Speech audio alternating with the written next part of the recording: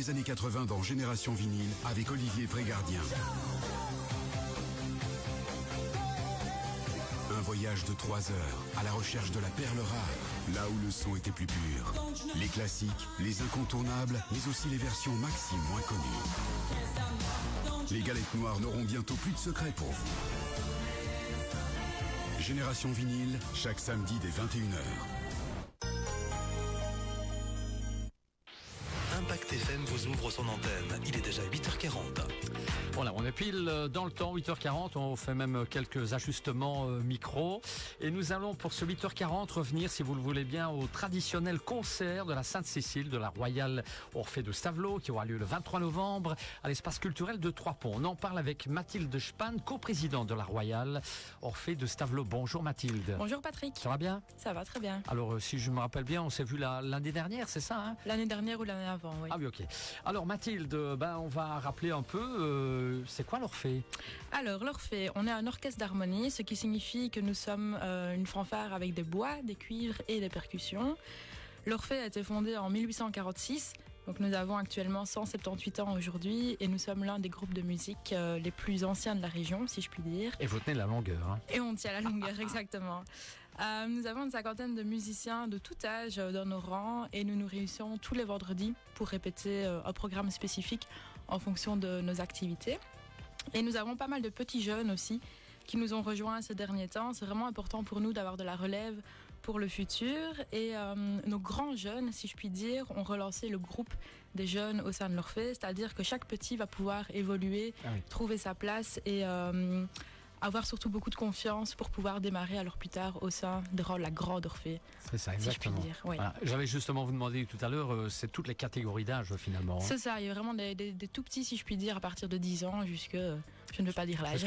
Jusque plus d'âge. C'est ça, exactement. Alors, les activités de l'Orphée tout au long de l'année, quelles sont-elles? Oui, alors la vie de l'Orphée, c'est vraiment 2 grands volets. On a une partie animation et une partie concert. Si je reprends la partie animation, la partie la plus importante est vraiment le folklore. Dans notre région, le folklore est quelque chose vraiment de très important. Donc on participe au carnaval de Malmedy, évidemment les tarés de Stavelot qui pour nous est le moment le plus important. Ça s'impose, faut pas le louper. Exactement, mais on participe aussi plus que ça.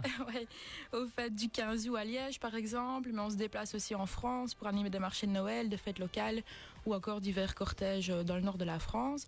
Pour cette partie, on a un répertoire spécifique qui est vraiment un répertoire d'animation avec des arrangements, des medleys, qui est soit composé par notre directeur, soit par nos 2 jeunes. On a 2 jeunes talentueux, Arthur et Tristan, qui composent notre carnet d'animation. Et alors la deuxième grande partie, c'est notre partie concert. Et alors pour la partie concert, on a 2 concerts par an. On a notre concert de printemps, souvent au mois de mai, suivi d'un barbecue, un concert un peu plus léger, un peu plus festif. Et ici, c'est pour ça que je suis là aujourd'hui, pour présenter notre concert de la Sainte-Cécile, qui est vraiment notre gros concert annuel pour lequel on travaille pendant des mois.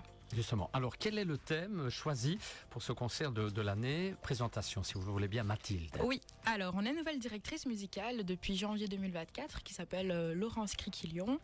Et c'est elle qui choisit le thème de cette année. On lui a laissé la carte blanche au sein du comité et elle a décidé de choisir le thème entre l'ombre et la lumière.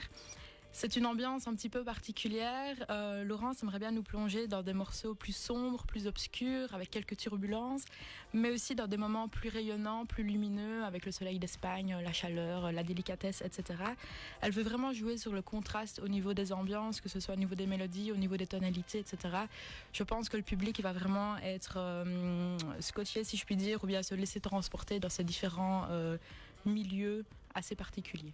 Très bien. Alors, est-ce qu'il y a des infos pratiques à donner pour ce concert? Oui, alors le concert, ce sera le samedi 23 novembre à 20h précise. L'ouverture des portes se fera vers 19h.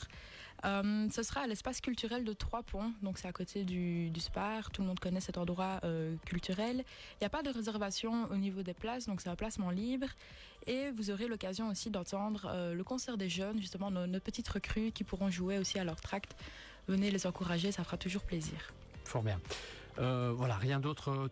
Tout est dit pour le concert traditionnel? Pour le concert, tout est dit. Vous pouvez retrouver aussi nos informations sur nos réseaux sociaux. Et il y a une page site internet également? Alors oui, en effet, on est assez actifs sur les réseaux sociaux.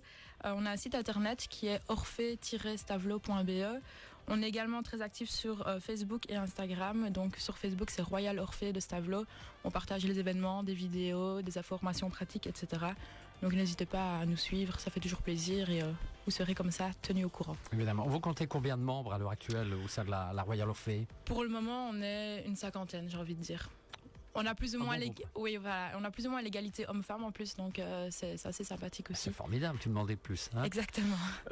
C'est quoi les prochaines activités après le concert traditionnel? Oui, donc ici, notre prochaine activité, on aura peut-être une petite prestation de Noël, c'est encore à éclaircir, au mois de décembre.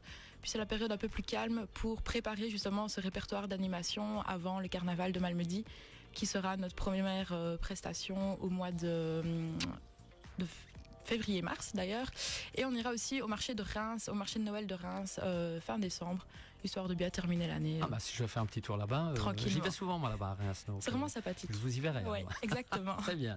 Allez, ben voilà, tout ce que l'on pouvait dire pour ce concert de la Sainte-Cécile de la Royal Orphée, c'est le 23 novembre à l'espace culturel de Trois-Ponts. Je vous laisse le mot de la fin, un petit mot. On vous attend nombreux le 23 novembre. Très bien. Bon, là je vais vous laisser parce que je ne le savais pas, vous êtes prof de français.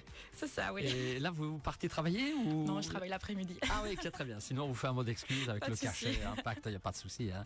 Pas de souci. Allez, merci Mathilde, bonne journée à vous. Et puis on revoit tout cela sur la page Facebook Impact News.